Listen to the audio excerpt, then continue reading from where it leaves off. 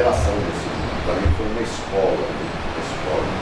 Usar droga, entrar no descontrole. Hoje eu sei a dificuldade que a gente tem de chegar ao ponto, né, em determinado momento, da gente poder ver que nós temos que controlar a gente mesmo. Você pegar o leme, né, da sua vida, ter uma maior liberdade, e não ser movido pelos instintos nossos, pelo corpo, né, que tem um atavismo próprio. Então, no geral, a gente sente dor, né? A dor é boa, só pode ser boa, né? Criada por Deus. A gente foi criando nervos. Há um tempinho atrás, né, aqui na Terra, não tinha dor. Voltando 1 milhão de anos, 500 mil anos. Então nós estamos saindo de uma insensibilidade para uma sensibilidade. É um monte de nervinho, qualquer coisa dói, dor de dente. Né? Quando a mulher da gente pede, me dá 200, aí você dói o bolso, dói. Ai! Então nós ardemos, nós pinicamos. E a cada vez que nós somos de alguma forma chicoteados pela vida, né, parece que a vida está querendo ensinar o caminho correto para a gente e mostrar que nós devemos ter responsabilidade sobre as nossas atitudes. E é muito difícil, é um processo, não é um evento. Né? Então, às vezes, nós ficamos embarcados em ideais como o espiritismo, por exemplo. Nós não somos espíritas, né? Nós somos espíritos. Já pensou se a gente morrer e continuar sendo espírita? Coisa terrível. Aí nós vamos continuar divididos, né? Uma católica, espírita, protestante, hinduísta, esoterista. Na verdade, existem pessoas que estão bem intencionadas, não é? É bom isso. Mesmo sem muita informação. E à medida que nós estamos bem intencionados e entramos em barcos, vou falar aí, é Vitor Franco. Você entra dentro do ideal e começa a remar junto com esse ideal. Remar. Então, a informação é importante. Então, o que eu vim trazer aqui hoje, gente, é para todo mundo ficar razoável. Vou tentar deixar todo mundo à vontade. Quem tiver alguma dúvida, em determinado momento, a palestra é bem informal. É para vocês participarem. Eu não vim trazer paz, eu vim trazer espada. Participarem de uma preocupação que é mundial. Drogas. É verdade ou não é? Uma preocupação em ver o que dá para a gente fazer com boas informações. Porque o que está guardado na nossa memória, né, no hipocampo, que é um arquivo que nós temos na nossa cabeça, ainda é mitos, meias-verdades, preconceito. Nós temos preconceito em relação ao que seja dependência química, seja alcoólatra. A gente não sabe direito. Alguém fala, não, é uma doença, mas mesmo a gente conhecendo a palavra doença, nós não conhecemos bem o significado dentro dela. Que doença que é? Que tipo? Né?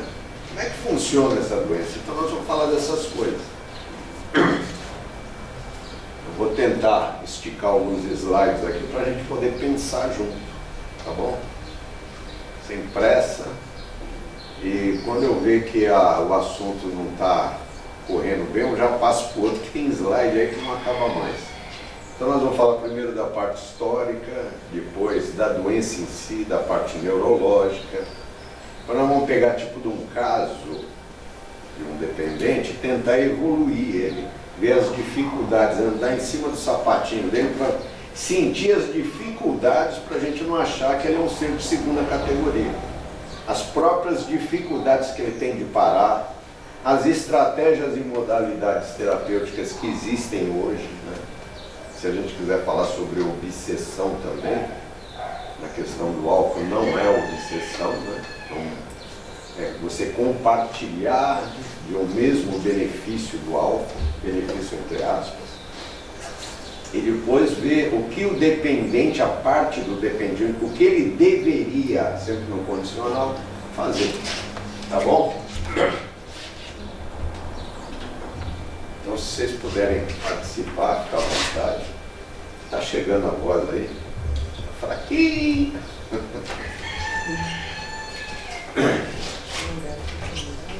Então, ó, coloca esse primeiro slide aqui, gente, ó, só para a gente saber que nós sabemos pouco sobre dependência química, quase nada, e deveríamos saber, que é um dos maiores problemas humanos. Não é porque eu estou vivendo, né, com esse assunto, esse problema, esse tema, que eu vou dizer, não, é o maior problema, mas isso influencia muito. Por exemplo, quando chega alguém aqui no centro, e nós temos um atendimento aqui de depói, eu não sei qual que vocês têm aqui, que faz aqui o primeiro atendimento, a gente confronta. Como? Atendimento fraterno. É o fraterno, aqui é o fraterno, então é da USP. E quando você faz esse atendimento, no geral a gente não confronta a pessoa, o próprio dependente acha que está obsidiado, acha que tem, entendeu? Então nós não investigamos o uso, deixamos para lá, porque é um assunto difícil, complexo. Então saber um pouco disso é bom. Se dentro de um centro espírita nós tivéssemos uma portinha de atendimento, como diz Divaldo Pereira Franco no livro que ele fala sobre alcoolismo, né? Então ele fala assim, ó, seria ideal você, quando atender, fazer um atendimento, dizer que aquilo é uma doença, encaminhar para instituições especializadas como Alcoólicos Anônimos, Narcóticos Anônimos e outros, mas lá ele só fala, não fala em outros, só Alcoólicos Anônimos e Narcóticos Anônimos, dizer que é uma doença e aplicar a nossa terapêutica, que é magnética, passes, palestras de sensibilização, de capacitação, né? Para que a pessoa siga, mas ela precisa de confronto apropriado. Muitas vezes as religiões, né, elas são contraindicadas para dependente químico, infelizmente. Porque quando ele chega aqui, ele passa a ser um ser de segunda categoria. É o dependente. Complicado. Então, ó, nós estamos razoavelmente cegos, surdos. Do ponto de vista social, existe uma ignorância muito grande. Então, nós não sabemos lidar. Do ponto de vista individual, do próprio indivíduo, ele não sabe o que ele tem. Ele leva mais para o lado moral. Ele bebe, tem uma disfuncionalidade cerebral, tem um comportamento disfuncional e ele acha que ele não presta. O que é um erro. Ele está bebendo alguma coisa, não é que ele não presta. Tá? Primeira coisa, quando nós falamos sobre drogas, gente, droga existe na natureza. Droga, maconha, eu não sei escandaloso aqui, maconha é coisa de Deus, é ou não é? Cocaína é coisa de Deus, é uma planta. Vocês já viram falar em pé de cana, não? Ah, o pé de cana lá, um pé de cana. Dali saiu o álcool. Então, essas substâncias, né, estão aí fora. Mas se estão lá fora, estão dentro de nós também. Ou não estão? Está lá fora e está dentro de nós. A gente vem de lá, vem evoluindo, saindo de uma inconsciência para uma consciência e de uma simplicidade, de uma célulazinha boiando no mar quente para uma complexidade. Hoje eu sou um ser complexo. Eu poderia dizer, mas aí já tem uma planta que tem o resquício. O intestino poderia ser a raiz, né? Não é? A raiz de uma planta. Interessante. Então as drogas são coisas de Deus, estão aí. Nós não podemos demonizar a droga, né? Porque ela faz parte de nós. Agora você imagina o homem lá atrás, ó. Eles eram nômades, né? Sai andando, daqui a pouquinho acha que está com fome, acha um matinho lá, começa a comer e entra em transe, né? Entra num estado alterado de consciência. O que ele vai fazer? Essa daqui é diferente, essa é da boa, e já guarda, né? É ou não é? E começa a tentar fazer uso daquilo, ou medicamentoso, ou religioso. Ele vê que ele entra em transe e aquela substância já começa a ficar separada. pode ser para uso cirúrgico, pode tirar a dor, pode fazer isso. Então nós fomos aprendendo a lidar com essa substância desde 90, 100 mil anos atrás, quando a gente andava pelo mundo. Não tem nenhuma das mais de 20 grandes civilizações que passaram pela Terra que não tem os seus produtos. Se for lá, ó, no Egito, agora lembrei de uma frase: a sua vida na Terra foi devastado pelo vinho e pela cerveja, por isso seu espírito lhe escapou antes que fosse chamado. Escrito aonde? No túmulo, na tumba de um faraó, é o que chama de epitáfio. Morreu porque estava bebendo demais. Então era comum, né, a distribuição de... Usavam já o ópio, o álcool, a maconha. São as drogas que são conhecidas até hoje. Nós estamos numa civilização cristã, não é verdade? Estamos numa civilização cristã. Lá tem a islamita, de Maomé, tem a do Buda. Nós estamos aqui num bojo de uma civilização de mais ou menos 2 bilhões ou 2 bilhões e meio de pessoas. Nós temos 8 bilhões no mundo. Pois bem, a nossa civilização ela tem uma permissividade para se beber e usar determinadas drogas. Permissividade. O álcool, ele está dentro do nosso imaginário, ele está no inconsciente coletivo e vem lá de trás, lá da Bíblia. Você pegar a Bíblia e colocar no computador lá e clicar vinho, aparece 167 vezes no Velho Testamento e mais 27 no Novo Testamento. E algumas delas, no Velho Testamento, Noé parou, ficou bêbado, ficou nu na arca, né? Já começa a aprontar. Jesus está no nosso imaginário. Qual foi o primeiro milagre de Jesus? Vocês lembram?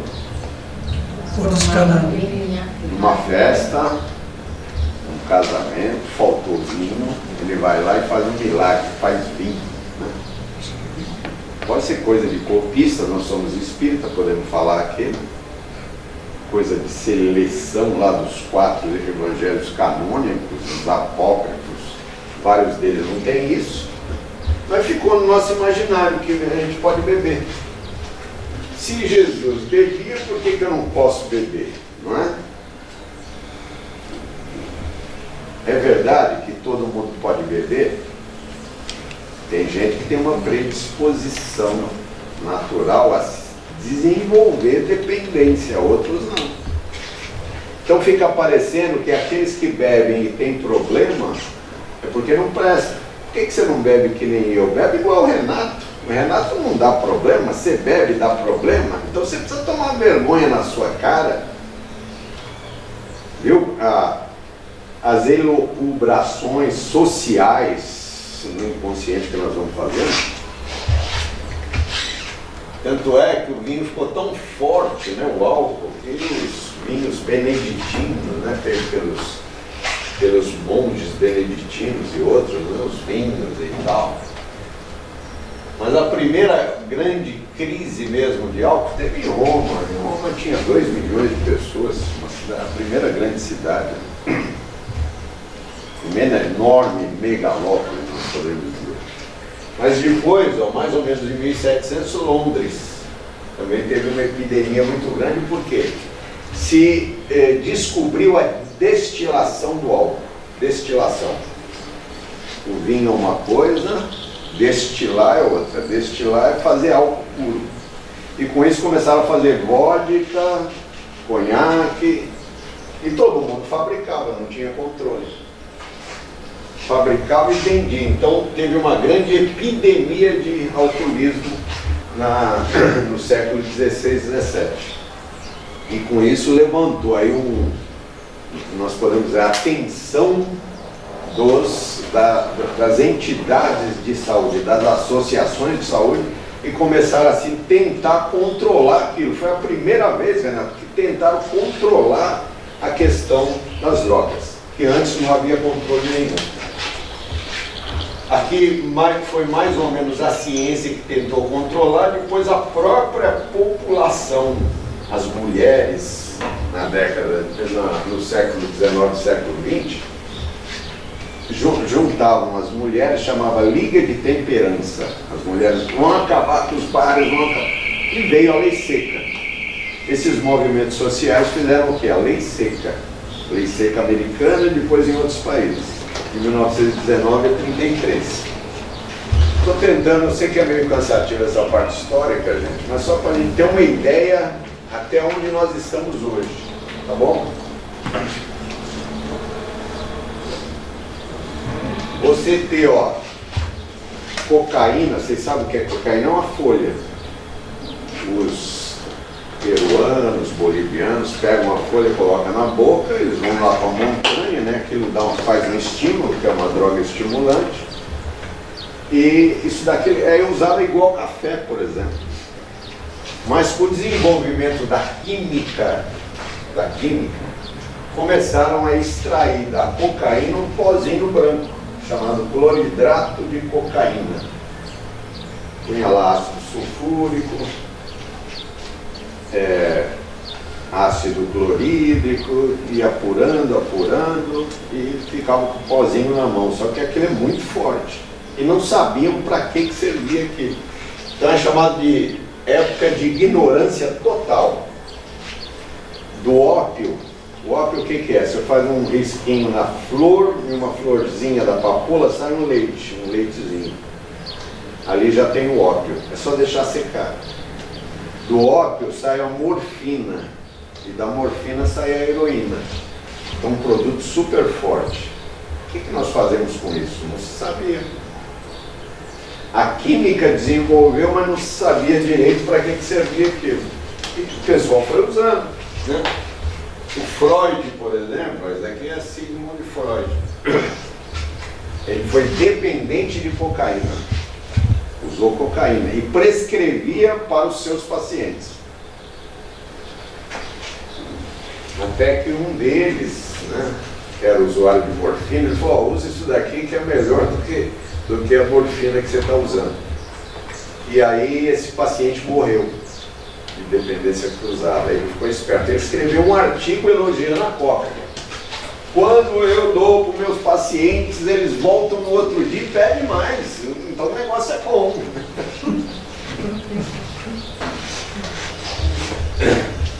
Então aqui, ó, nós temos, ó, tintura de ópio vendida, tinha mais ou menos uns 20 mil estabelecimentos comerciais, qualquer portinha, como você vai hoje nos bolsões de miséria tem boteco. Em Nova York, que era no começo do século XX, né, uma cidade enorme, tinha mais de 20 mil pontos de produtos como ópio, ó, tintura de ópio, em boteco. Cannabis, ó, extrato de cannabis, ó, aqui está escrito cannabis. Elixir de coca, extrato de coca. Então era vendido livremente. A pessoa passava, dá um pouquinho de coca, um pouquinho de maconha. A maconha só foi proibida aqui no Brasil em 1930, a lei geral foi em 1938, começou em 1932. Ó, você chegava em qualquer farmácia e falava: me dá um pouquinho de maconha aí. Você está com asma, catarro, insônia, ó, só fumar um baseado, beleza. Aqui, ó, pastilhas de cocaína para criança, ó, drops. Quem é mais velho sabe o que é drops, ó, drops de cocaína.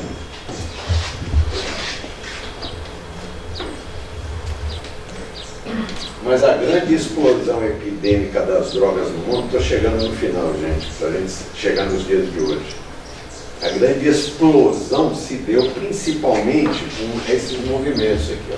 Primeiras guerras mundiais, onde os próprios governos distribuíam pastilhas de anfetamina, por exemplo, na Segunda Guerra Mundial, para os caras ficarem ativos, né, não dormir, etc. Mas o que divulgou muito as drogas foi o hipismo. Não que esse movimento seja ruim, né? Não é isso. movimento que, na verdade, acabou com aquele, não é hipocrisia, mas com aquele mecanismo de todo mundo de terno, aquela coisa, né? Então, hoje nós somos herdeiros desse movimento aqui, ó. Todo mundo tem a sua própria moda, né? Uma coisa muito mais natural. Então, cabelos ao vento, mini saia, motos incrementadas. E esse movimento queria o quê? Queria fazer com que a sociedade mudasse. Faça amor, não faça guerra. Era um movimento de espíritos que nasceram aqui para mudar o status quo, a ordem que estava estabelecida, que era horrorosa na época, fechada. Parecia que todo mundo estava certinho, mas todo mundo engessado. Tanto é que, Segunda Guerra Mundial, morreram 5 milhões de pessoas em fornos, né? Então mostra bem o clima que a gente vivia. Pois bem, mas aqui, ó, um professor de Harvard, chamado Timothy Leary, ele começou a pregar o seguinte: não adianta vocês fazerem esse movimento aqui, ó, para sair, para mudar o comportamento mental, se vocês verdadeiramente, não é a roupa, você tem que mudar a cabeça. Mudar a cabeça, mudar a forma de pensar. Ele tinha razão. E como é que eu faço isso? Através de meditação ou então usando droga. Se você usar droga, você vai entrar num estado alterado de consciência e começar a pensar diferente. Você vai entrar em outros níveis de pensamento. Não gostaram disso, né? Mas é o que ele pregava. Até certo ponto, a psicologia transpessoal fala um pouco disso, né? Tem uma certa razão, mas não adianta nada. É o que um palestrante fala assim, ó, não adianta. Se Victor Hugo, Baudelaire, Alexandre Dumas fumavam maconha para ter criatividade, se você fumar, seu espírito um pouco menos evoluído, você vai se tornar apenas um maconheiro, né? E não um artista.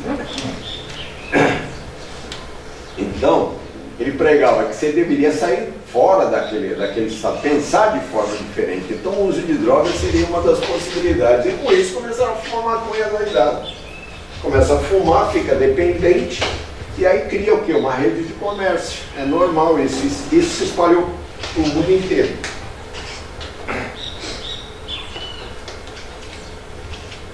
Narcotráfico hoje é um grande negócio, é ou não é?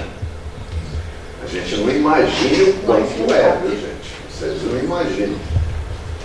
Se fizer comparação, é mais ou menos a indústria automobilística, não é exagero, o lucro de todas as indústrias automobilísticas. Dá para acreditar nisso? Muita grana, essa grana é lavada, entendeu? Tem bancos aí no mundo inteiro e se não tiver alimentação desse dinheiro, eles quebram. Então está inserido, não adianta a gente fazer juízo de valor. Não dá para, é só não querer, tal, há pressões, entendeu? Muita corrupção. Os plantadores aqui de Pernambuco, da Bolívia, né, eles estão plantando lá, às vezes não é porque eles são maus, porque há uma pressão de cartéis e etc. Então, uma coisa difícil, tá? E a gente não sabe se libera total, se legaliza para diminuir, mas com isso vai aumentar o consumo, tá? Não existe uma fórmula ainda.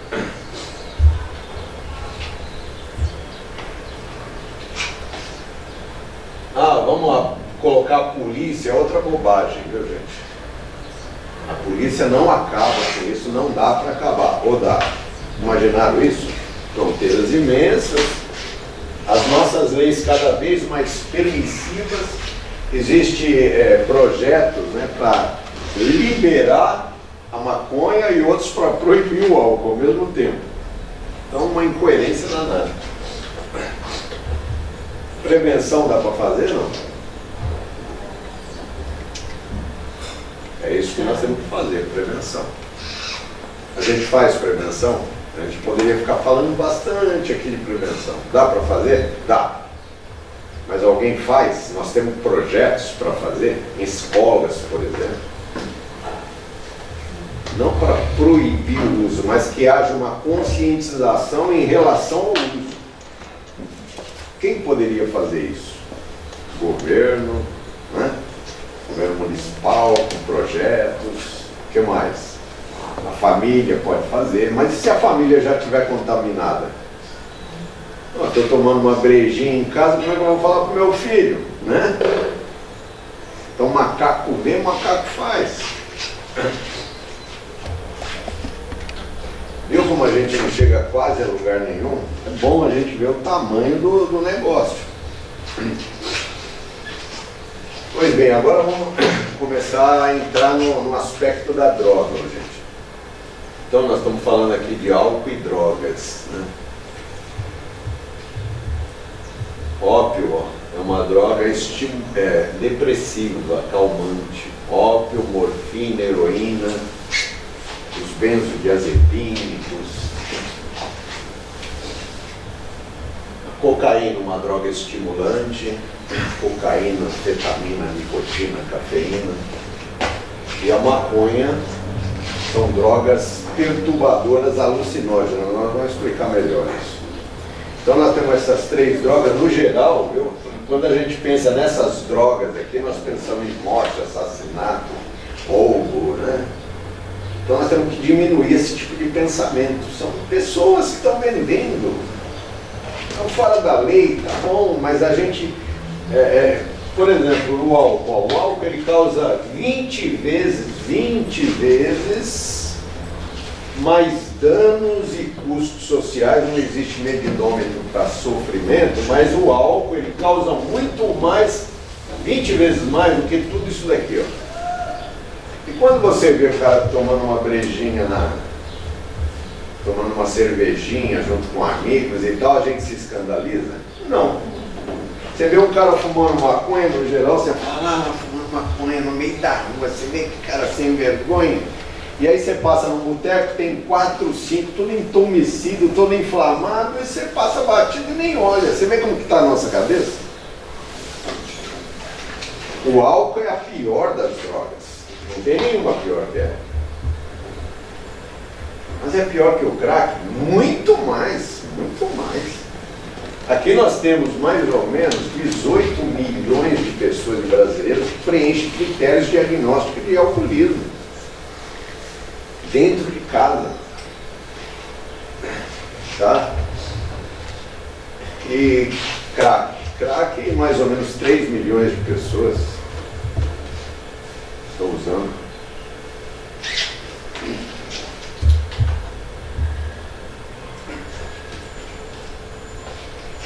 Uma outra coisa, ó, tá aqui a sociedade vai disponibilizar a droga para quem? Para os adolescentes.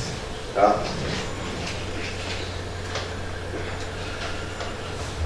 Eu vou andar um pouquinho mais rápido aqui, para a gente entrar num assunto um pouco mais, porque senão vai cansar. Ninguém é obrigado, né, Renato? Porque senão vai gastar fosfato. Uma palestra no geral, quando você pega um livrinho de oratória, né, deve ser uma palestra, 45 minutos. No geral, quando você faz um seminário, cansa. E aí o cérebro começa a devagar. E é normal isso. Normal. Como é que a gente vai resistir a ficar na vigília, chamada de vigília? Centrado num assunto difícil pra caramba. Então vamos passar mais. Então vamos ver agora o que é droga, gente. Tá bom? E pior que a minha voz não dá para motivar. Porque às vezes a gente dá um gritinho, em oratório a gente fala, dá um gritinho que o pessoal. Ó, o que é droga, gente? Vamos pensar em droga agora. E no que nós estamos falando. E nós vamos falar de drogas ativas, psicoativas. Drogas psicoativas. Droga é toda substância natural ou sintética que, se introduzida no organismo, modifica as funções nossas. Nós estamos normal, tomamos uma droga, modifica. Hoje eu tomei de manhã um comprimidinho, né? Um pouquinho de febre e tal, modifica, melhora.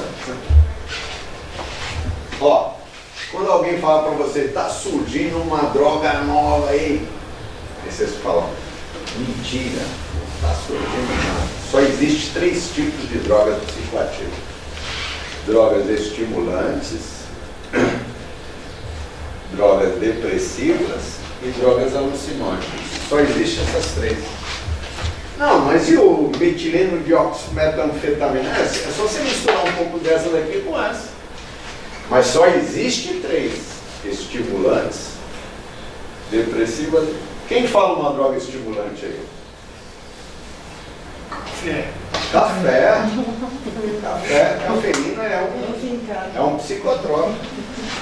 Nicotina, chocolate, cocaína. Chocolate? Não, chocolate. Também. Cocaína, ó. Você gosta. Você queria sair dessa.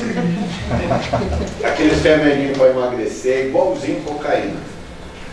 As farmácias estão drogas. Anfetamina. Às vezes a mãe está usando anfetamina para emagrecer e reclamando do filho que está usando cocaína. E o filho está usando cocaína. Então, ó, estimulante depressivo. Essa daqui acelera o nosso metabolismo. Se usou, o coração entra em taquicardia, a menina dos olhos abre, você fica com a senso-percepção. Deus é o olho, o nariz, o ouvido, 5 sentidos, e mais o sexto. Você fica uma percepção danada, só que você não consegue prestar atenção. Dá um livro para a pessoa não consegue focar a atenção. Está hiperativo. Imita doenças psiquiátricas de hiperatividade. E essa daqui, depressiva? Usou morfina, cocaína, os barbitúricos, calmante, tegretol, carbamazepina e outras. A pessoa fica down. Entra numa analgesia, né? Tá? Então existem esses 3 tipos. E a alucinógena, maconha, o que é? Se essa daqui acelera, essa daqui freia. O coração bate lentamente. E essa?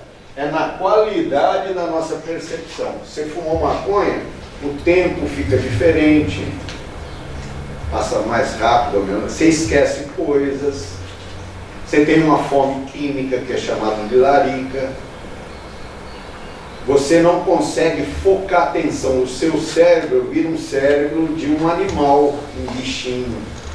Porque nós temos um pensamento contínuo, 70 mil pensamentos por dia, você consegue guardar o pensamento e a lembrança do que você vai fazer. Eu vou pegar aquele negócio ali, aí você vai lá, tem pensamento aqui. O bichinho, ele sai, ele tem um cérebro de relé. Para onde ele olhar, ele começa a ter novos pensamentos. Então a maconha faz mais ou menos isso. O Renato chega para mim e fala, ó, vai lá e pega aquele álcool para mim. Eu estou aqui, aí eu olho para a lâmpada. Põe a lâmpada. Começa, já ouviu falar viajar Na maionese. Olha o negócio aqui rodando e tal. Aí eu chego aqui, eu esqueci que era para pegar o álcool. Então é mais ou menos isso. Você perde a qualidade do seu pensamento. Então essas aqui são as drogas depressoras, é o ópio, morfina, heroína, os calmantes. E daqui são os estimulantes. Cocaína, pega 100 quilos de folha de coca, joga lá um pouquinho de cal, joga ácido sulfúrico, aquilo dissolve, faz uma pasta, aí vem uma segunda depuração, depois a terceira e tal, sai esse pozinho aqui, ó. E o crack, o que é? Crack é cocaína também. É a mesma coisa. Só que a via de... Quem quer falar? É refugo, né, da cocaína no crack, né? Tem 2 formas de você fazer. A forma mais usual é quando você já tem a cocaína e você pega, põe um pouquinho de bicarbonato, água e esquenta. A hora que você esquentar, que ele endurece, vira uma pedra. Pronto, você já tem o crack. A diferença é que quando você cheira a cocaína, aí vai para as partes molhadas de dentro, as mucosas, e vai para o sangue. E aí faz uma metabolização diferente, passa pelo fígado e tal, vai para o sangue e depois vai para a cabeça. Então demora um tempo para chegar lá. E quando está lá, demora lá umas 2, 3 horas fazendo efeito. Agora, o crack é diferente, você vai fumar. Ele é comburente, aquela pedrinha lá, não adianta você ficar chupando ela que não vai acontecer nada. Então você vai queimar. Quando você fuma, vai para o pulmão, você conta até 10. 1, 2, 10. Já fez efeito, já bate lá no cérebro. Só que quando bateu, passa mais ou menos uns, no máximo, 3, 4 minutos, o efeito vai embora. Olha, esse daqui, ele vai ficar com ela no corpo 2 horas. E essa? No máximo, põe aí, 10 minutos. Quando terminar esses 10 minutos, o cara vai querer fazer o quê? Fumar de novo. Fumar de novo, fumar de novo. Aí ele vira o quê? Compulsivo com aqueles pensamentos. Você vai criando pensamentos, os neurônios vão formando e monta circuitos neuronais de hábito de uso. Ele fica altamente compulsivo. Tá? Só pensa naquilo. Anfetamina e nicotina, que são os menores. E deixa eu te perguntar, e a cola? Tem muito tipo de Cola cartel, entendeu? É depressivo. É uma droga muito abusada no mundo inteiro. O mundo inteiro abusa dessas drogas. África, Ásia, América do Norte, América do Sul. É um tipo de uma moda. É de fácil acesso, né? E abusada mais por crianças de rua, mas a grande maioria experimenta. Né?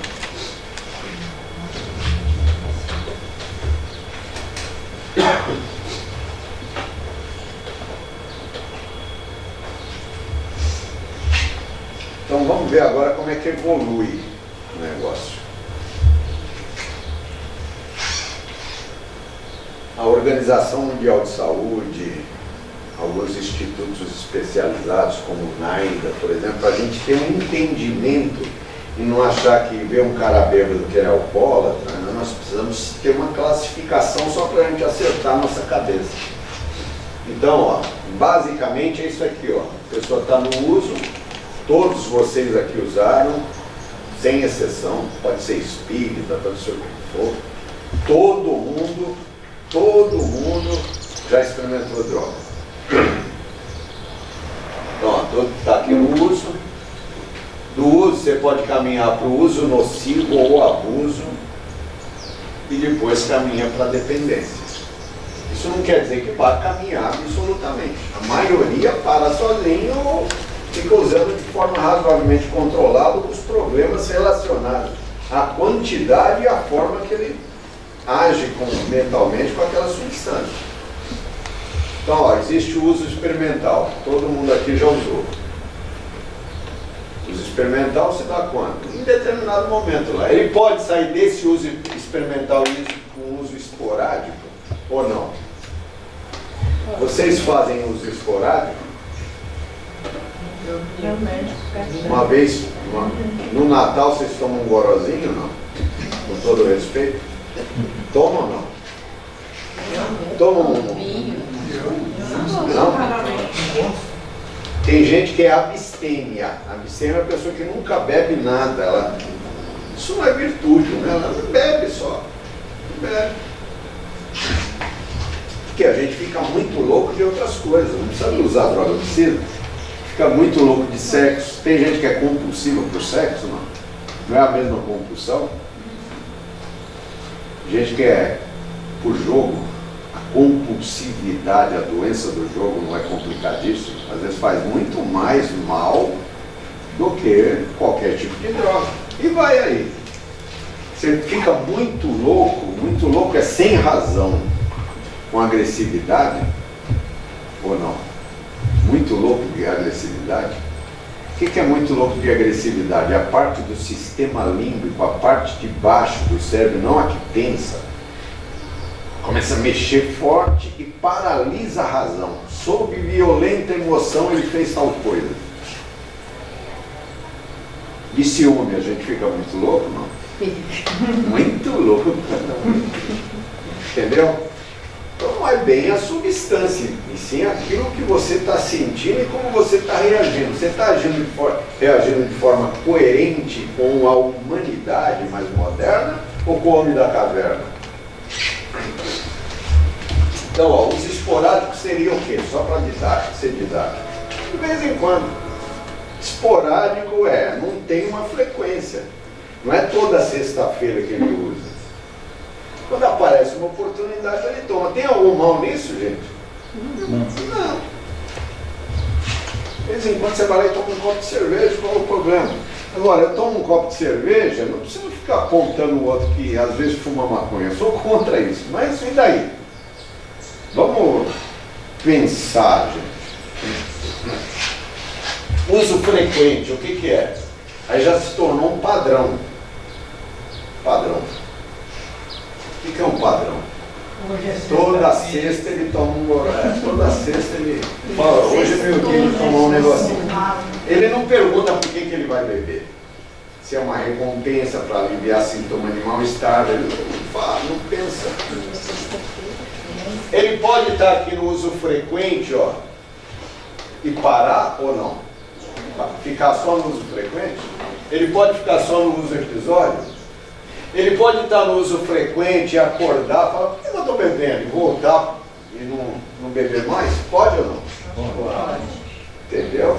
Então cada um tem um padrão.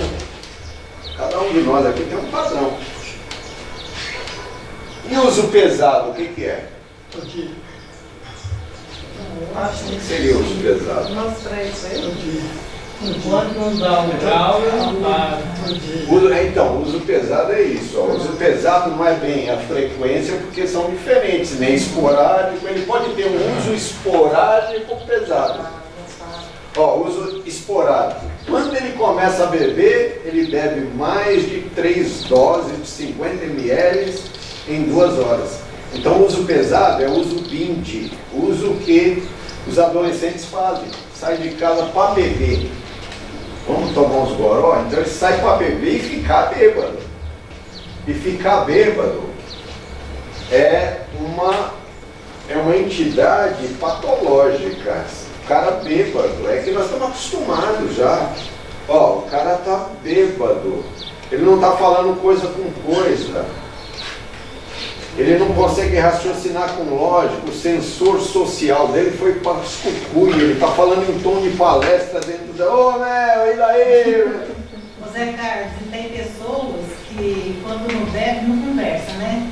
Ficam caladinhos, né? Assim, mesmo quando está numa roda de amigos, ele fica bem na dele, tranquilinho. Mas a hora que ele bebe um golinho, ele vira uma maritaca que não para de falar de jeito nenhum.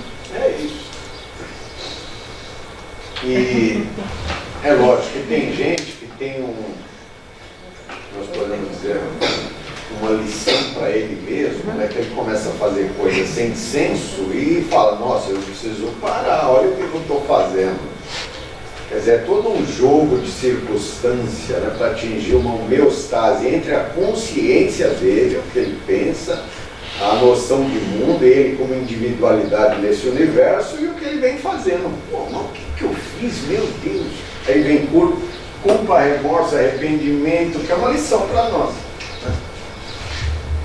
E aí vem o abuso. O abuso está quase na dependência. Aqui é doença, ó. Aqui não é ainda. Para a ciência, né? Só para a ciência. Está fazendo um certo mal, mas aqui existe uma entidade. Aqui é quando, doutor, quando eu bebo, eu tenho dor no fígado. Aí então é quando você parar de usar. O álcool não está causando um grande mal para ele, e nem a droga, mas está causando um pequeno. Olha, eu estou fumando maconha, como eu já atendi pessoas, né, que não queria parar, não está me fazendo mal. Mas por que você está aqui então? Ah, que minha mulher não gosta que eu faça isso, e eu amo minha mulher. Então está fazendo mal de alguma forma. Então a dependência, que é isso aqui, gente, não é uma questão de tudo ou nada. Grande parte da população deve estar aqui embaixo. 32%, por que eu estou falando só do álcool? É álcool e droga, mas as pesquisas são sobre o álcool. Você perguntar de droga, o cara fala, eu não. No álcool a gente fala.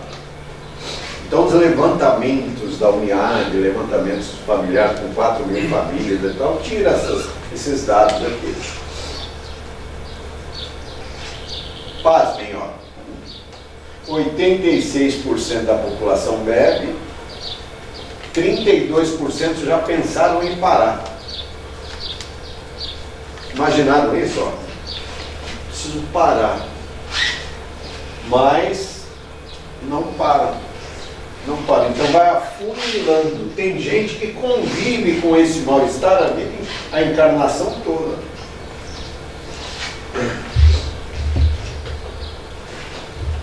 Então, causas do alcoolismo não existe, para a droga também. Tem gente que tem uma predisposição natural e não se sabe qual.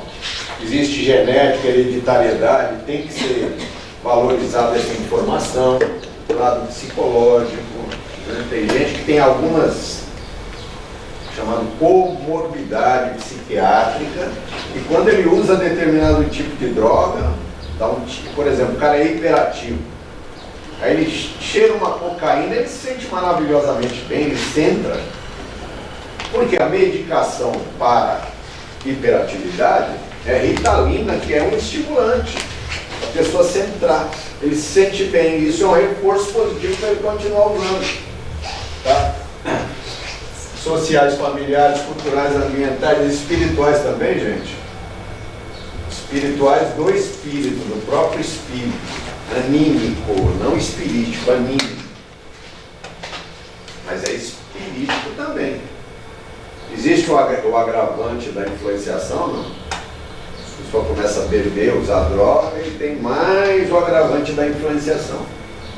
Lógico que a influenciação a gente não pode culpar a pessoa, né? Desencarnar. Tadinho dele, né? Também está doente. Lembrei de livros como Mundo Maior, capítulo 16, Sexo e Destino, e outros livros que falam sobre essa influenciação.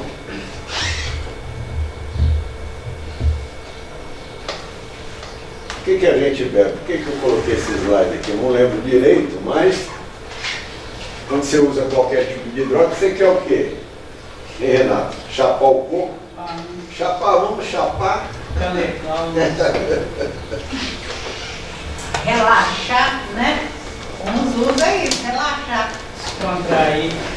Gente, se nós entendermos agora esse slide, nós vamos entender e justificar um pouco mais. Primeiro, compreender o que é dependência química, entender e começar a andar com o sapatinho do dependente químico e ter uma certa condição de poder ajudar devido à empatia que nós vamos ter. Tá? É entender esse slide aqui. Não vai ser fácil. Esses e os dois próximos. Então nós estamos falando do quê? De drogas. Isso aqui é uma palavra, nós temos que entender o significado dela. Drogas, ó, psicoativas ou psicotrópicas. O nome aqui não obsta, não interessa. Ó, psico, o que é? Cabeção. Tropismo quer dizer o quê? Atração. São drogas que têm atração para o cérebro. Tá? São drogas diferentes de outras? Lógico que são diferentes, e muito diferentes. Se nós formos, por exemplo, lá numa cidade que tem lá perto de Belo Horizonte, chamada Divinópolis, tem farmácia que não acaba mais. Nossa, é uma praga. É farmácia para todo lado. Aí você entra dentro de uma farmácia. Quando você olhar ali, aquela prateleira enorme que tem ali, tem alguma droga psicotrópica lá? Tem? Tem não, tá escondido lá dentro. Nenhuma. Não tem nenhuma. Tá no armário. Primeiro que não pode, né? A Anvisa passar lá e escapa. Onde que estão as drogas psicotrópicas da farmácia? Não está lá atrás? Como é que elas não vêm com uma tarja preta? Todos que estão 99% daquela medicação que está ali não é psicotrópica. Não é psicoativa. As drogas psicoativas drogas que têm atração para a cabeça, são especiais. Para você ter acesso a essas drogas, tarja preta, você tem que ir lá no profissional, ele te dá um indulto, uma passagem. Aí você chega, apresenta com 2, 3 vias. Agora, se você for sem essa autorização, você pega a droga? Não. Não pega. Aí você faz o quê? Você chega lá e fala assim, ô balconista, eu queria um ansiolítico para mim. Ou eu queria um Aldol, um Rivotril, um carbamazepina, ou um benzodiazepina, que existe mais de 130 nomes. Aí ele fala, cadê? E olha feio para você. Fala, você acha que você é dependente. Não, não vou vender, não posso vender. Ah, não vai vender? Tá bom. Aí você sai da farmácia e entra no primeiro boteco. Não sei se chama boteco aqui também, ou... Entra no boteco e fala, seu João, põe uma pinga para mim. Vocês acham que é a mesma coisa do benzodiazepínico ou não?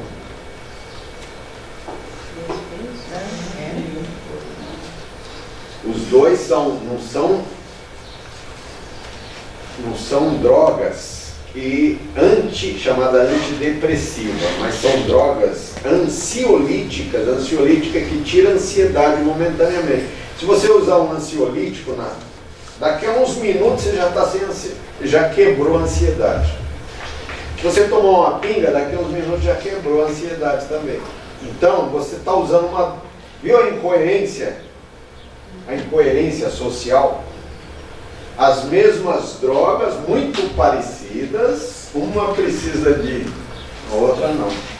Meu avô falava assim, ó, álcool é bom na colher, na concha é veneno, na colher é medicação. Mas você não pode se auto-administrar. Essas drogas aqui, elas têm um poder de abuso, de ser auto-administrada. Então são mercadoria que vende muito.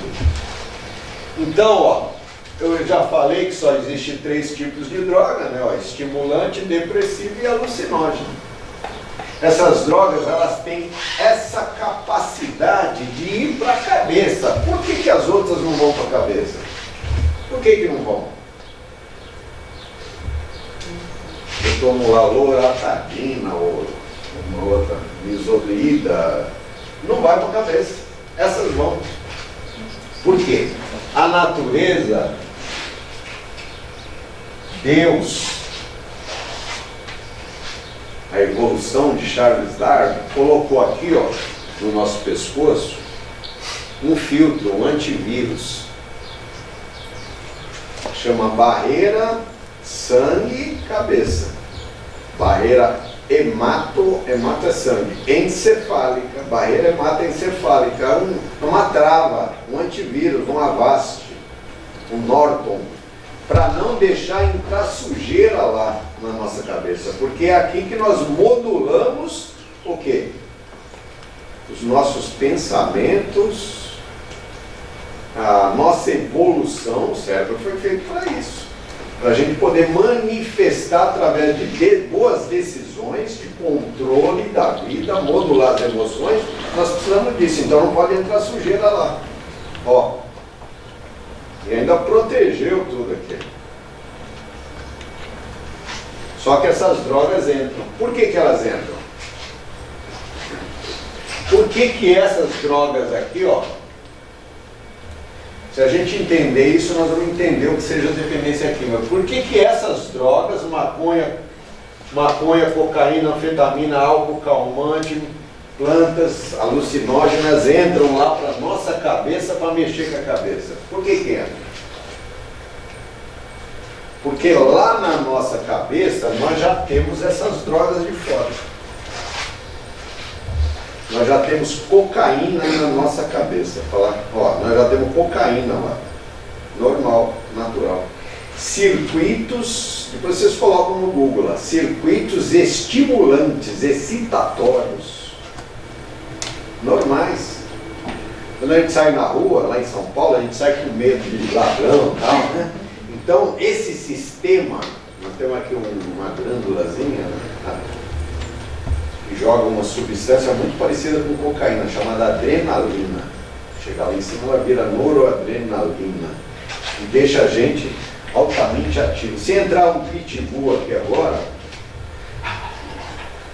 aí nós vamos perguntar: quem é esse cachorro, meu Deus? Vocês vão prestar atenção em mim? Ele, né? O que vai acontecer com a gente?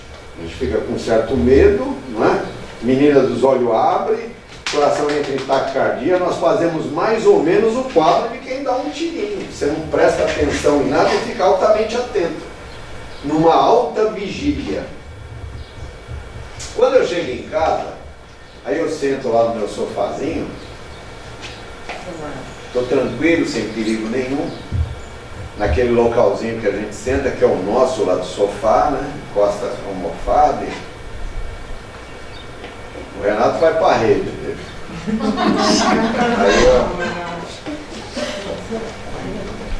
Aí a gente baba um pouquinho. Ai, gostoso. E começa a vir uma substância chamada endo é dentro, endorfina. Ela falou lá, endorfina. Que é o quê? Uma morfina. Que tá? Ópio, morfina. É uma morfina interna. Os acupunturistas sabem, eles vão lá, mexem, vou tirar sua dor, colocam os hipnólogos, vou arrancar seu dente sem anestesia. Por quê? Nós já temos essa substância para fazer uma analgesia, até espiritual. Mas nós já temos maconha na nossa cabeça, temos ou não temos?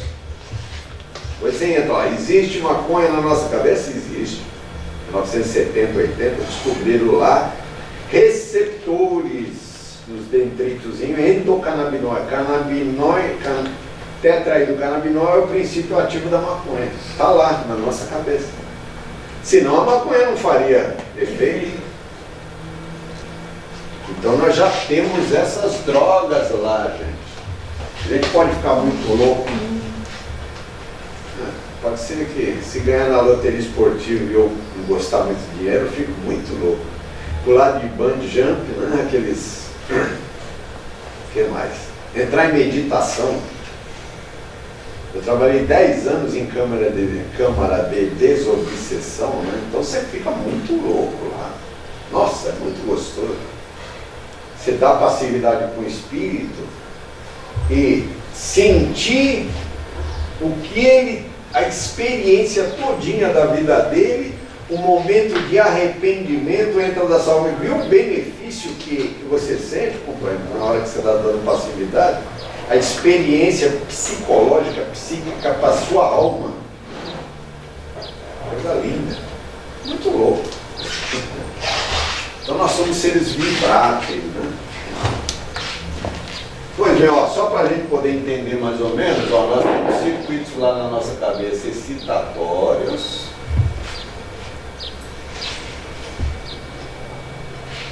Irritabilidade, ansiedade, vigilância. Nós temos aqui, ó, do álcool, da morfina. E nós temos também do prazer aqui, ó, da dopamina.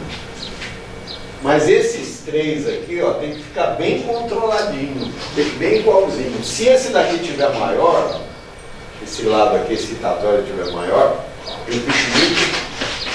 Aí o Renato vai falar, você precisa ir lá no psiquiatra para ele te dar uma medicação para controlar. Aí eu falo, nossa, como o Renato é equilibrado, porque ela tem essa função cognitiva bem controladinha. Se esse daqui tiver grande, o Renato vai falar, mas você é vagabundo, hein, rapaz? Você sempre bate. Está dando para entender? Então nós já temos o nosso próprio controle lá. Se eu começo a beber álcool, por exemplo, tomar álcool é esse aqui, ó. Ele vai ficar grande aqui, ó. Então eu entro num bar e começo a beber, ó. É um calmante, um depressor. Dá um tranco de energia lá dentro do boteco. Começo a falar, tal, mas todas as drogas por vias neuronais diferentes liberam prazer, muito prazer. Por isso que a gente bebe, não é para ficar estimulado, depressivo, alucinado, e sim por prazer, que é liberado. E aí eu venho para casa. Quando eu venho para casa, eu vou dormir. Aquilo que está no meu sangue, aquela substância, é um tóxico. E o organismo não gosta daquilo. E ele tem uma ferramenta aqui chamada fígado, que é uma usina química, que tem umas substâncias lá para quebrar as moléculas do álcool. São soldadinhos, né, chamados desidrogenase do álcool. Inclusive o Renato viu, eu fiz uma palestra, uma temática uma vez online, falando de como foi criado esse sistema. Os macacos, os animais criaram esse maquinário hepático para quebrar as moléculas do álcool, porque os macacos já bebiam álcool. Incrível isso. Então nós temos essa herança, nós já temos lá essa substância para quebrar as moléculas do álcool. Então eu estou dormindo, esses soldadinhos falam, vamos quebrar as gorduras do arroz e feijão ou vamos quebrar as moléculas do álcool, porque o álcool mata, é um tóxico. Deixa a gordura aí por enquanto. A gordura vai se depositar em cima do fígado. Pode dar uma doença depois que eu tenho aqui, que é esteatose. Pois bem, então o soldadinho vai quebra as moléculas do álcool, depois vem outra metabolização e tal, e sai xixi, gás carbônico, pronto, a pessoa está livre. Ela acorda de manhã, ela está sem o calmante no corpo. Está sem esse calmante aqui no corpo, está bem pequenininho aqui. Essa parte aqui está grande. Então ele acorda de manhã, suando frio. Quem já teve ressaca aqui alguma vez sabe do que eu estou falando. O olho dele está aberto, o filho dele fala, pai! Entra rasgando aqui, ó. Meu Deus do céu, vou ter que trabalhar hoje, meu pai do céu. O que ele está precisando? De um calmante. Ele está precisando de um calmante. Na cabeça dele ele já tem o calmante? Não, ele não é médico, mas ele já não tem? O que é? Eles falam se eu tomar mais uma que sara. E se ele tiver uma ingesta pesada e tiver muito hiperativo, ele começa a ter pequenas alucinações, ele começa a ver pontinho preto, daqui a pouco ele começa a ouvir coisa que não existe. E ele sabe que se ele tomar uma, aquilo vai embora. Vou tomar uma para matar o bicho. Já ouviu falar? Você vê o que é o conhecimento empírico, né, do povo. Vou tomar uma para matar o bicho, porque eu estou vendo o bicho, bebeu, acaba. Então ele está precisando de um calmante. O objeto de prazer é oferecido na cabeça dele. Aí ele vai trabalhar e não vê a hora, ele já registra, ó, à noite eu vou beber, ou meio-dia eu vou lá e tomo uma melhora.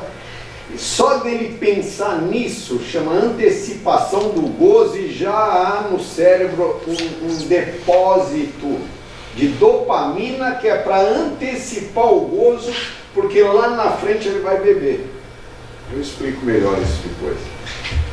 Quer dizer, dificilmente ele consegue parar. Então esse beber é para aliviar o sintoma de mal-estar da falta do próprio calmante que ele tem. Então ele tem o quê? Uma fome de álcool. Tá?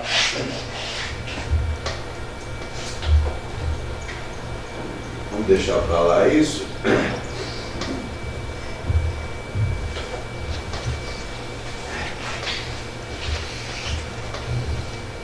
Pois bem, gente, vamos ver por que quando a gente fala de doença,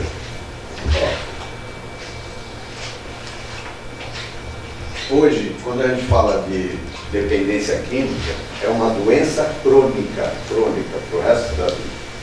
Quando a pessoa para de beber, ela parou, ela vai continuar doente, ela vai continuar com os transtornos. Há uns 20 anos atrás, quando nós começamos lá o programa de rádio, o chefe lá da rádio, que era o Jeter, falava, pô, mas explica isso como é crônico. Ele brincava, porque todo momento eu falava que era crônico. Ele falava, mas como crônico? É um cara que vai lá e estica a mão para beber, como é que pode ser crônico? Ele queria explicação, né? Até que um dia ele me chamou lá no centro espírita dele e a gente explicou mais ou menos isso. Mas é o seguinte, há um tempo atrás, no primeiro Código Internacional de Doenças já saiu lá, alcoolismo agudo e crônico, mas era uma doença funcional, uma doença do corpo. Era uma doença do corpo. O que é uma doença do corpo? Você vai, se você tomar prata, chumbo, mercúrio, você vai ficar intoxicado. Então, em 1900, achava-se, né, que era uma doença de intoxicação. Então, só se olhava a doença do ponto de vista físico. Mas por que só olhava do ponto de vista físico? Porque não existia, na verdade, a parte psicológica ainda. Estava dentro da igreja, né? Freud morreu em 1932, Carl Gustav Jung em 61. Então, a construção desse mapeamento, dessa cartografia psicológica, né? Inconsciente, consciente, não estava bem clara ainda. Você falava de inconsciente, a gente pensava em alma e ia na igreja. A psicologia começou a roubar essas coisas da religião e transformar, e sistematizar, né? Então, em 1970, por exemplo, foi aumentando a transtornos mentais, aí começou a ficar a doença mais complexa. E, no CID-10 e 11, tirou-se do lado da parte mais física e levou para a parte das doenças psiquiátricas. Gente, hoje, dependência química é um transtorno mental. Se você olhar alguém que é dependente, ele é um doente psiquiátrico. Ó, transtornos mentais. Coloquei em vermelho aqui, de comportamento. É verdade isso ou não? Ó, transtornos mentais e de comportamento. A recuperação é mudança de comportamento, decorrentes vindo de substâncias. Por que está mudando o comportamento e a cabeça dele? Porque ele está usando droga. Então muda, né? E aí, ó, a ciência, década de 90, década de 2000, começaram a pegar dependentes de álcool, dependentes de cocaína. Estou de olho no relógio, nós vamos até umas 10h30 e faz um intervalo. Vamos cansar que eu sei que é muita informação. Se ele tomou água, Não, tranquilo, vai. Então, mas com o desenvolvimento da ciência, essas técnicas de tomografia computadorizada, sabe essas que eu estudo por emissão de pós, tomografia por frequência, etc., que vê o cérebro funcionando, o imagiamento vê o cérebro funcionando ao vivo. Então começaram a pegar o Renato, que encheu a cara de manguaço, o Zé Carlos, o droga, enfiar naquela tomografia e pergunta para ele, só que eu estou dando um exemplo aqui. Quanto tempo o senhor está parado? Aí ele fala 30 anos. Aí mostra um copinho de pinga para ele, acende um local aqui. Aí mostra para quem nunca bebeu, não acende nada. E foram tirando conclusões, chamadas conclusões validadas cientificamente, não é opinião, verdades ou indícios fortes de verdade. Aí tirou-se esse modelo neurológico. O que é modelo neurológico? Esse modelo de explicação que é o mais avançado que tem para a gente entender dependência química e depois poder tratar. Tá? E essa mulher aqui, ó, Nora Bonpou, ela é inventora dessa técnica e agora ela é presidente do Instituto Nacional de Abuso de Droga americano. Então, um órgão ligado ao governo americano que lida com dependência química, seria o Vaticano da dependência química no mundo. Ali tem as informações e os estudos de ponta. Pois bem, ela esteve aqui no Brasil e foi entrevistada. Na verdade, eu até recebi um convite do Ronaldo Laranjeira para ir, não pude ir, mas o Alexandre lá do programa foi. E ela foi entrevistada pelo jornal A Folha de São Paulo. E a repórter, sim, de forma bem simples, né, não complicou, perguntou o que é dependência química. Ela falou, uma doença crônica. Só para a gente pensar junto. Ó. Uma doença crônica. O que é uma doença crônica? O resto da vida. Sujeita a recaída. Aí vem 3 pontinhos. O uso continuado, você vai usando, leva a alterações neuronais. O nosso cérebro, gente, o seu cérebro, o meu, o seu, quando nós nascemos, nós já temos lá na nossa cabeça 80 bilhões, 100 bilhões de neurônios, já está tudo lá. O que é um neurônio? Imaginar 80 bilhões, não milhões. Eu não sei o que é bilhões, mas vamos pôr 1000 vezes 1 milhão. 80 bilhões de árvorezinhas dessa daqui. Ó. Imagina uma árvore, 2, 3, 4, 5, 6 com seus ramos, 3.000, 5.000 raminhos. Imaginaram isso? Então, quando a gente nasce, a gente não fala, não anda, não amarra sapato, não anda de bicicleta, não fala nenhuma língua, mas o cérebro, ele está pronto para aprender. Ele aprende como? Aprende através dos 5 sentidos, entra lá e o cérebro é vivo, o cérebro se mexe. O cérebro, ele é plástico. Essas perninhas aqui, ó, tá vendo? Chamada axônia, elas são vivas. É chamado de neuroplastia. Neuroplastia cerebral. Eu sei que é difícil falar dessas coisas, mas você imagina o seguinte, você está lá, aí o cachorro começa a latir, au, au, au, ou a mãe, oi filho, e o cérebro começa a escutar aquilo, ele começa a formar circuitos de aprendizagem. O cérebro está pronto para aprender. Ele começa a ligar, montar sinapses e montou um aprendizado. Aí vai passando o tempo. Eu conheço crianças com 2 anos que falam japonês. Vocês acreditam ou não? Falam inglês. Mas só que tem que ter nascido no Japão. Se nascer aqui não vai falar. Se uma criança estiver perto de cabrito, depois de 2 anos, como é que ele está? Só vai fazer isso. O cérebro está pronto para aprender o meio ambiente. Já pensaram nisso, não?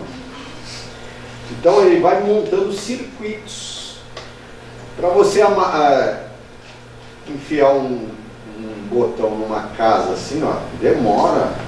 Você lembra quando você era criança, você ia pôr a calça, não sabia pôr a calça, aí você vai.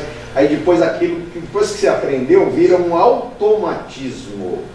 Automatismo fisiológico. Quem tem celular sabe. Como é que eu consigo? Quem já foi digitar lá na maquininha de cartão e a pessoa põe meio de travessado, você não consegue. Chama memória digital isso. Você tem uma memória que você bate, se tiver assim, se tiver meio troncho, assim, você já não consegue. Chama memória digital. É um automatismo fisiológico. Então, para a gente andar de bicicleta, por exemplo, demora, não demora? Você cai. Depois que você aprendeu, dá para desaprender, não? Se eu ficar 20 anos sem andar de bicicleta, eu volto, quando eu voltar, eu preciso aprender de novo? Não. Isso é só dar uma tal e exercitar. As nossas memórias estão todas guardadas em nós. E não dá para desaprender. Não dá para a gente fazer um curso de 5 anos para desaprender a digitar no celular, não tem como. Tudo que está aprendido, todas as nossas sacanagens estão aprendidas. Eu era agressivo. Não, você está guardado. Aí você sabe ser malcriado, agressivo, raivoso. Está tudo lá guardado e não dá para desaprender. É um ledo engano isso, a gente achar que dá para desaprender. Agora, eu aprendi a beber. Não é só essa parte física, a parte psicológica também. Os efeitos, aquilo que eu vou fazer em decorrência do uso, não está tudo aprendido. Então isso se reinstala em nós quando você volta. Se você aprendeu a beber, aprendeu a usar droga, se você voltar, você a doença não vai evoluir novamente. É a partir da onde você parou. Tá dando para entender? Eu fiquei 10 anos parado de usar crack. Quando eu voltar, de usar álcool, quando eu voltar, eu vou começar a beber de forma social ou vai se reinstalar rápido? Vai se reinstalar. Bebi, o fígado já falou, ó, voltou. O fígado não tem relógio, não tem calendário. Ele já aciona aqueles mecanismos todos. Tá bom? Então, a doença é crônica recidivante, sujeita a recaída. Você vai usando, você forma esses circuitos de neurônios lá. Nós poderíamos dizer, o Renato, não eu, mas o Renato, ele tem uma monstruosidade, uma teratogenia cerebral. Se ele beber, volta. Agora, o que ele tem que fazer? Já que não dá para desaprender a andar de bicicleta, mas eu pergunto, dá para parar de andar de bicicleta? Dá para parar. Eu não posso parar, porque se eu parar, entendeu? Eu não posso voltar. Porque se eu voltar, eu vou ter os mesmos problemas. Deu para entender?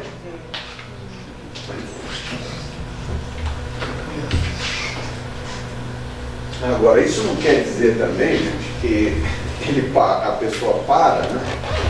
E ele aprendeu, o cérebro aprendeu outras coisas, tem que ter prazer fácil. Aprendeu ou não aprendeu? Ele aprendeu um amortecedor químico para a vida dele. Quando ele se sente mal, ele sabe como aliviar sintomas de mal-estar através de substâncias. Mas dá para ele trocar de compulsão para obter o mesmo prazer ou não? Em vez do álcool começar a jogar, não bebam mais, mas começar a jogar, começar a praticar sexo promíscuo e etc. Para buscar prazer fácil e liberar dopamina no sistema de recompensa. Tá bom? Então a recuperação é um processo a longo prazo, é um processo espiritual. Todas as drogas causam prazer aqui, ó, no localzinho do cérebro. É para sexo, fome, sede, é para preservação da espécie. E as drogas causam prazer nesse mesmo localzinho aqui do sexo, da fome, da sede. Aí o cérebro e todo o sistema vai falar assim, ó, usar droga é uma necessidade básica para sobrevivência e vai acionar os mesmos mecanismos da fome. Por isso que a pessoa muitas vezes pega 10 reais, está se sentindo mal, ele tem compulsão para usar, ele tem fissura. Crave, já ouviram falar de impulso compulsivo? Ele não resiste. Muda a indução da pele, muda a lágrima, a saliva, ele não consegue raciocinar, o cérebro é paralisado, e ele, apesar de todos os problemas, ele vai para usar, para aliviar aquele sintoma de mal-estar e buscar esse prazer.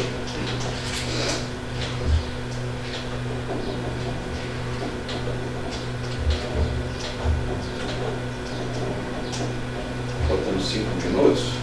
Ó, no começo, a pessoa começa a usar, ela não se sente mal. Fala só mais 5 minutos, tá? Ó, ela não se sente mal quando começa a usar. O Renato falou, ó, se você beber, você vai se ferrar, hein? E começa a beber e fala, que negócio bom. A mãe fala, não fuma maconha que é perigoso, né? Amedronta. Vai e fuma, fala, qual o problema? Um negócio tão gostoso desse. Só libera prazer, todo mundo fuma, todo mundo que ele conhece fuma. Então o início é benigno, ele encontrou uma substância que o torna rico, bonito, charmoso, inteligente, olhos azuis, alto.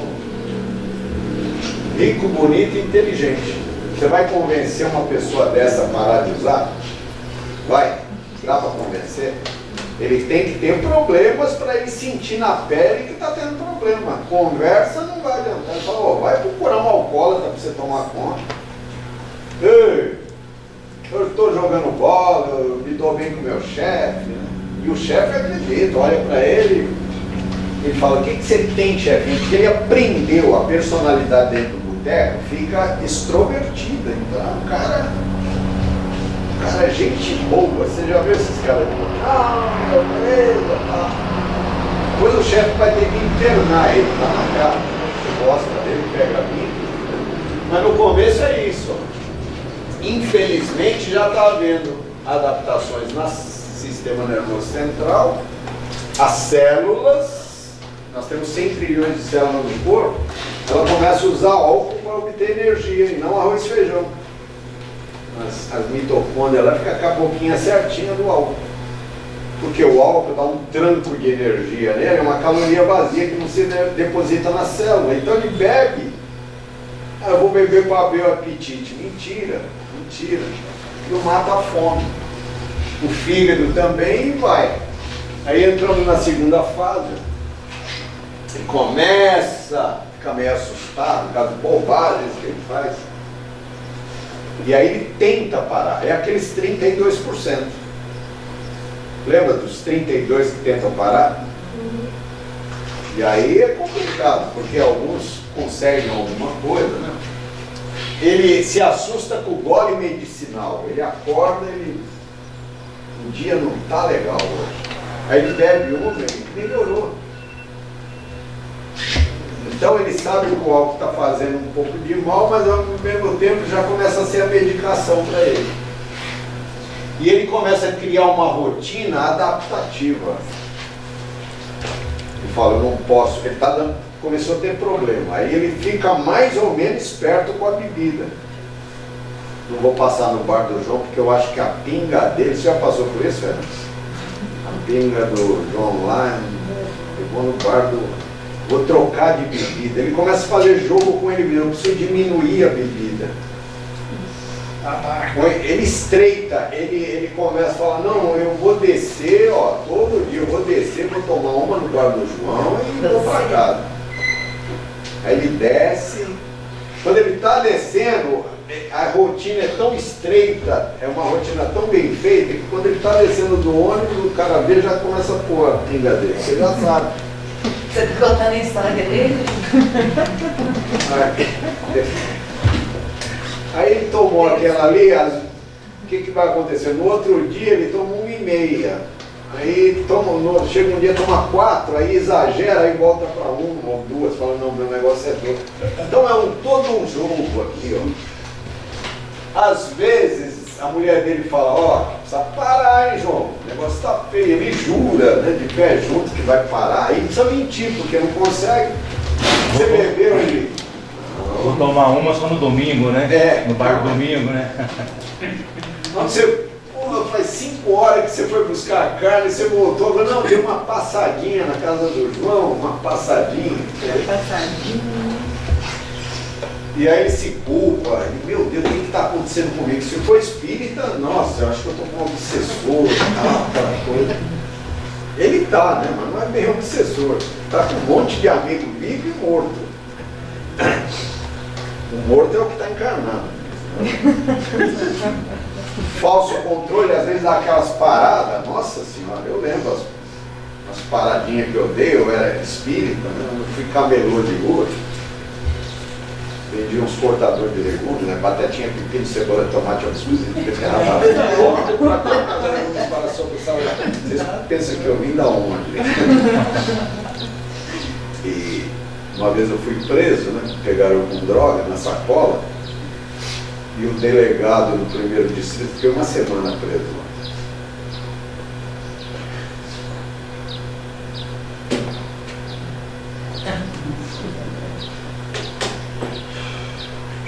Aí ele falou para mim, afinal de contas, eu estava com o livro Missionário da Luz enfiado aqui, do outro lado tinha droga. Ele falou, se é espírito ou é drogado? Então eu tinha dá para você ser espírita e estar totalmente desequilibrado, né? Totalmente desequilibrado. A partir dali a minha vida mudou, porque eu saí dali, joguei minha sacola fora. Toda uma modificação. Então o lixo, entre aspas, lixa o nosso lixo. É o lixo que lixa o nosso lixo espiritual. Então começa a beber escondido, aí fica todo um manejo, né? Aí caminhamos para o que a gente chama de terceira fase. Na verdade é um seguir, né? Uma evolução que pode ser freada pela própria pessoa ou em determinado momento ele perder totalmente o controle. Quando ele perde totalmente o controle, ele precisa de ajuda. Ele vai tentando parar, tentando e não consegue, aí precisa de ajuda. Tá? Então nesse final aqui ele já está precisando da droga mesmo. Ele já tentou de várias formas, já se travestiu do personagem dependente químico, que é terrível, né? Entrou aí na síndrome de Gabriela, ele chama de síndrome de Gabriela porque ele acha que ele mesmo não tem jeito. Eu nasci assim, vivi assim, vou morrer assim. Na próxima encarnação eu paro, se Deus quiser. E aí vem um problema de comorbidade, que são exacerbadas, a codependência do entorno. Tem família que fica altamente disfuncional, né? Porque o dependente químico passa a ser o eixo da família. Quando o cara está bom, a família está bem. Quando ele está mal, a família está mal. E tem famílias que expurgam o dependente químico. Para o sistema familiar continuar vigente, né, razoavelmente organizado, eles se expurgam. Ele fica ali do lado e a família se movimentando.